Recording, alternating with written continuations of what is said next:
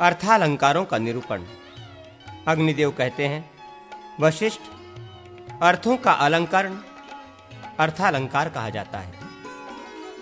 उसके बिना शब्द सौंदर्य भी मन को आकर्षित नहीं करता है।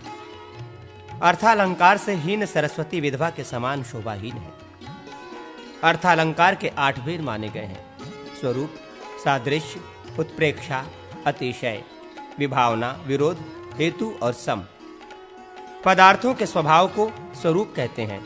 उसके 2 भेद बतलाए गए हैं: निज एवं आगंतुक। सांसिद्धिक को निज तथा नैमित्तिक को आगंतुक कहा जाता है। धर्म की समानता को सादृश्य कहते हैं। वो भी उपमा रूपक सहोक्ति तथा अर्थांतर न्यास के भेद से 4 प्रकार का होता है। जिसमें भेद और सामान्य धर्म के साथ उपमान एवं उपमेय की सत्ता हो, उसे उपमा कहते हैं। क्योंकि यत्किंचित दविवीक्षित सारूप्य का आश्रय लेकर ही लोक यात्रा प्रवर्तित होती है। प्रतियोगी उपमान के समस्त और असमस्त होने से उपमा 2 प्रकार की मानी गई है: सस्मासा एवं असमासा। घ, इव, श्यामः इत्यादि पदों में समास के कारण वाचक शब्द के लुप्त होने से सस्मासा उपमा कही गई है। इससे भिन्न प्रकार की उपमा असमासा है। कहीं उपमादुतक, इवादि पद, कहीं उपमेय और कहीं दोनों के विरह से सस्मासा उपमा के 3 भेद होते हैं।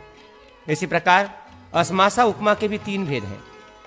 विशेषण से युक्त होने पर उपमा के 18 भेद होते हैं, जिसमें साधारण धर्म का कथन या ज्ञान होता है।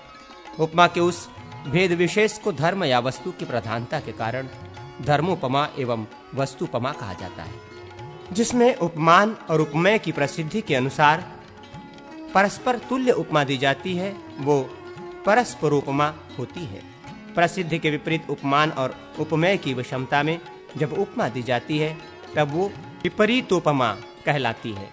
उपमा जहाँ एक वस्तु से ही उपमा देकर अन्य उपमानों का व्यापर्तन निराकरण किया जाता है, वहाँ नियमोपमा होती है।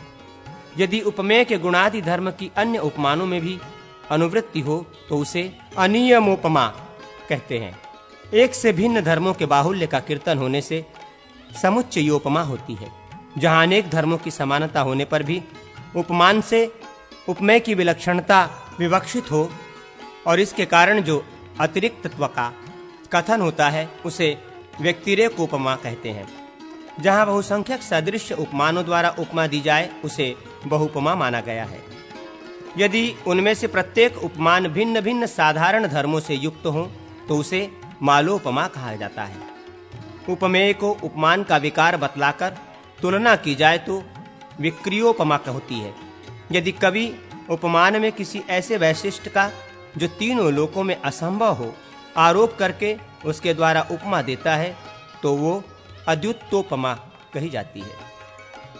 उपमान को आरोपित करके उसके अभिन्न रूप से जो उपमेय का कीर्तन होता है और उससे जो भ्रम होने का वर्णन किया जाता है, उसे मोहोपमा कहा जाता है। 2 धर्मियों में से किसी एक का यथार्थ निश्चय न होने से संशयोपमा तथा पहले संशय होकर फिर निश्चय होने से निश्चयोपमा होती है। जहाँ वाक्यार्थ को उपमान बनाकर उससे ही वाक्यार्थ की उपमा दी जाए, उसको व्याकार्थोपमा कहते हैं। ये उपमा अपने उपमान की दृष्टि से 2 प्रकार की होती है: साधारणी और अतिशायनी। जो एक का उपमेय है, वही दूसरे का उपमान हो, अर्थात दोनों एक दूसरे के उपमान उपमेय कहे गए हों, तो उसे अन्योनोपमा कहते हैं। इस प्रकार यदि उत्तरोत्तर क्रम चलता जाए तो उसको गमनोपमा कहा जाता है। इसके सिवा उपमा के और भी 5 भेद होते हैं: प्रशस्त, निंदा, कल्पिता, सदृशी एवं किंचित सदृशी। गुणों की समानता देखकर उपमेय का जो तत्व उपमान से रूपित अभेदन प्रतिपादित होता है, उसे रूपक मानते हैं। अथवा भेद के तिरोहित होने पर उपमा ही रूपक हो जाती है। तुल्य धर्म से युक्त 2 पदार्थों का एक साथ रहने का वर्णन सहोक्ति कहा जाता है। पूर्व वर्णित वस्तु के समर्थन के लिए साधर्म्य अथवा वैधर्म से जो अर्थांतर का उपन्यास किया जाता है, उसे अर्थांतर न्यास कहते हैं। जिसमें चेतन या अचेतन पदार्थ की अन्यथा स्थित परिस्थिति को दूसरी तरह से माना जाता है, उसको उत्प्रेक्षा कहते हैं। लोक सीमातीत वस्तु धर्म का कीर्तन अतिशयालंकार कहलाता है। ये संभव और असंभव के भेद से दो प्रकार का माना जाता है, जिसमें वैशिष्ट दर्शन के लिए गुण, जाति एवं क्रियादि की विकलता का प्रदर्शन, अनपेक्षता का प्रकाशन हो, उसको विशेषोक्ति कहा जाता है। जिसमें प्रसिद्ध हेतु की व्यावृत्ति पूर्वक अर्थात उसका अभाव दिखाते हुए अन्य किसी कारण की उद्भावना की जाए अथवा स्वाभाविकता स्वीकार की जाए, अर्थात बिना किसी कारण के ही स्वाभाविक रूप से कार्य की उत्पत्ति मानी जाए, उसे विभावना कहते हैं।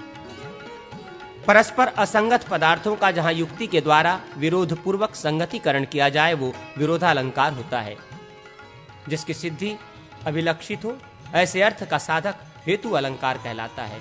उस हेतु अलंकार के भी कारक एवं ज्ञापक, ये दो भेद हो जाते हैं। इनमें कारक हेतु कार्य जन्म के पूर्व में और पश्चात भी रहने वाला है, जो पूर्वशेष कहा जाता है।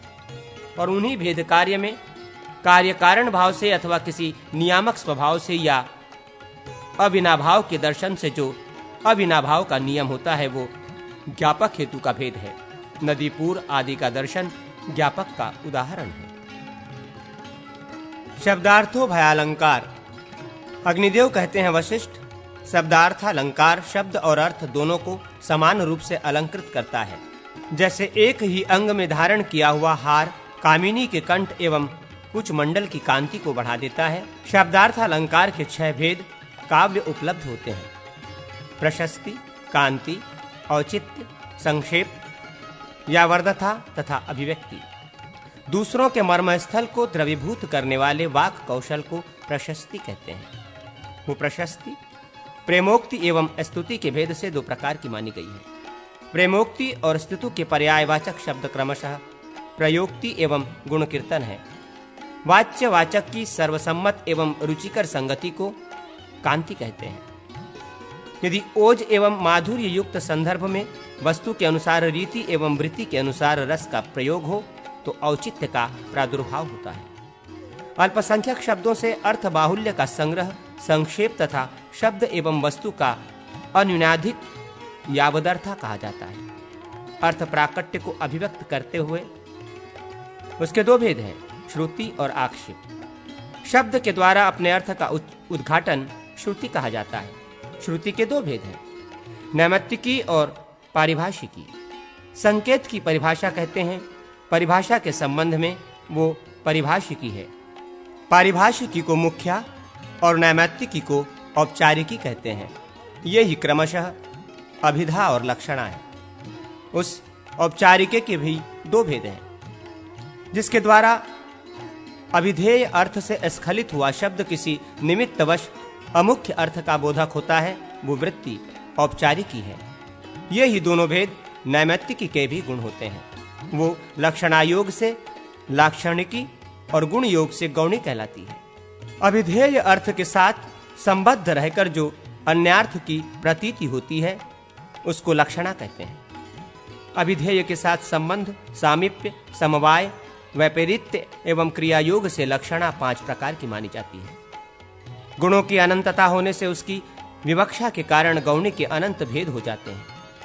लोक सीमा के पालन में तत्पर कवि द्वारा जब अप्रस्तुत वस्तु के धर्म प्रस्तुत वस्तु पर सम्यक रूप से आहित आरोपित किए जाते हैं, तब उसे समाधि कहते हैं।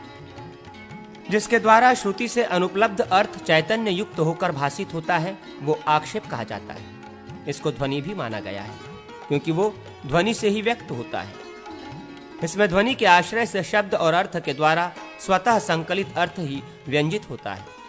अभिष्ट कथन का विशेष विवक्षा से, अर्थात उसमें और भी उत्कर्ष की प्रतीति कराने के लिए जो प्रतिषेध सा होता है, उसको आक्षेप कहते हैं। अधिकार प्रकरण से पृथक अर्थात अप्रकृत या अप्रस्तुत अन्य वस्तु की जो स्तुति की जाती है, उसे अस्तुत स्तोत्र, अप्रस्तुत प्रशंसा कहते हैं। जहाँ किसी एक वस्तु के कहने पर उसके समान विशेषण वाले दूसरे अर्थ की प्रतीति हो, उसे विद्वान पुरुष अर्थ की संक्षिप्तता के कारण समासोक्ति कहते हैं। वास्तविक पदार्थ का अपलाप या निषेध करके किसी अन्य पदार्थ को सूचित करना अपहर्ति है। जो अभिधेय दूसरे प्रकार से कहा जाता है अर्थात सीधे न कहकर प्रकारांतर से घुमा फिराकर प्रस्तुत किया जाता है, उसको पर्यायोक्ति कहते हैं। इनमें भी किसी भी एक का नाम ध्वनि है।